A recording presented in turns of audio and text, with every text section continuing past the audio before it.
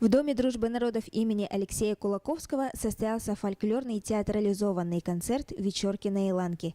Мероприятие посвящено 275-летию Иркутско-Якутского почтового тракта.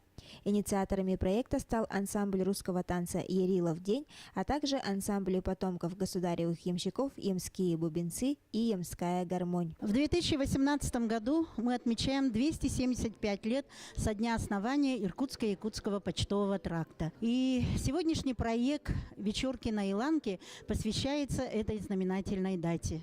Цель проекта – это возрождение и сохранение уникальной культуры приленских ямщиков, которые 250 лет возили почту по Средней Лени. Это наши предки. Концерт «Вечерки на Иланке» также приурочен 30-летию народного ансамбля танца «Сюрприз» и 30-летию творческой деятельности руководителя коллектива Ирины Егоровой. Ансамбль русского танца «Ярилов день» существует уже 4 года.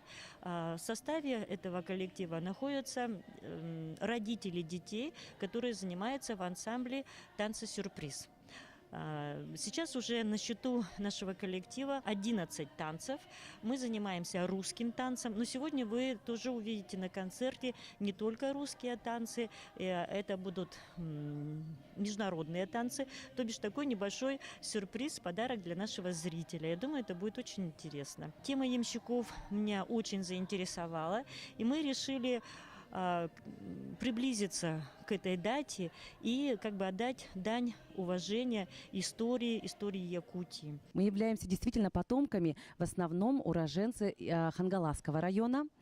Это Батамайская почтовая станция, потомки из Титаринской, Оймуранской, Журинской, Едяйской, Синской почтовых станций. И нам очень отрадно, что мы продолжаем традиции, обычаи наших ямщиков.